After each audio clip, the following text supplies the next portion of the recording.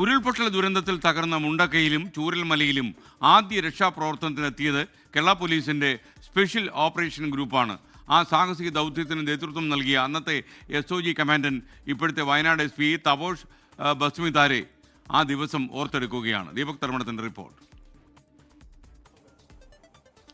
SKN very good morning.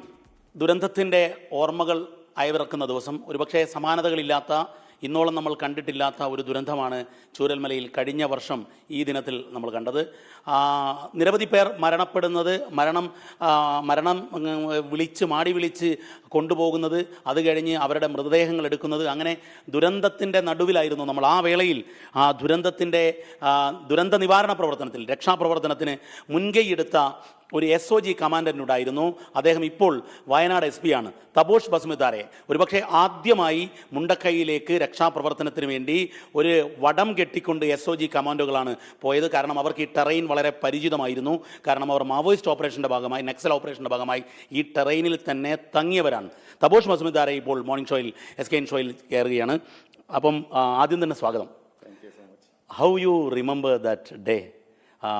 Actually, you had done a very fantastic job there. Thank you so much.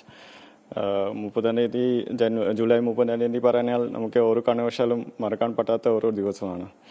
ശരിക്കും പറഞ്ഞാൽ എൻ്റെ ജീവിതത്തിൽ തന്നെ വലിയ ഒരു ടാസ്ക് തന്നെയായിരുന്നു. ഇത്ര വലിയ ഒരു മിഷൻ, ഇത്ര ചാലഞ്ചിങ് ആയിട്ടുള്ള ഒരു മിഷൻ ഒരിക്കലും കൂടി നമുക്ക് കിട്ടിയിട്ടില്ലായിരുന്നു. ഈ കയറ് കെട്ടി, വടം കെട്ടി, മങ്കി റോപ്പിലൂടെ ആൾക്കാരെ ജീവൻ രക്ഷിച്ച് കൊണ്ടുവന്ന ആ രക്ഷ, അത് ആദ്യമായിട്ട് അവിടത്തേക്ക് മുണ്ടക്കൈയിലേക്ക് കയറുന്നത് SOG ആണ്. അത് ശരിക്കും വളരെ ചാലഞ്ചിങ് ആയിരുന്നു. മൊത്തം ചളിയായതുകൊണ്ട് നമുക്ക് ഈ കെട്ടാനുള്ള പ്രയാസമായിരുന്നു. പക്ഷേ നമ്മുടെ SOG കമാൻഡോസൊക്കെ നല്ല ട്രെയിൻ ആയതുകൊണ്ട് ഒരാളെ പിടിച്ച് അങ്ങനെ ഈ ചളിയിൽ തന്നെ പോയി അവിടെ കെട്ടിച്ച് കഴിഞ്ഞ് ബാക്കി വരെ അക്കരയിലേക്ക് പോയി. വീണ്ടും ഓർക്കുകയാണ് ആ ദിവസം അങ്ങ് നടത്തിയ വലിയ പ്രവർത്തനങ്ങളെ. അതിന് ഇപ്പോഴും അഭിനന്ദിക്കുകയാണ്.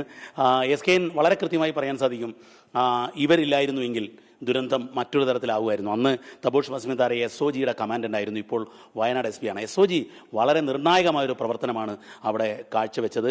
ഇപ്പോഴും അവർ പറയുന്നത് ചൂരൽമലക്കാരോട് ഭയപ്പെടേണ്ട, കേരള പോലീസ് കൂടെയുണ്ട് എന്നുള്ളതാണ്. രാജേഷ് വെള്ളരിക്കുണ്ടിനൊപ്പം വയനാട്ടിൽ നിന്നും ദീപക് ധർമ്മടം, 24.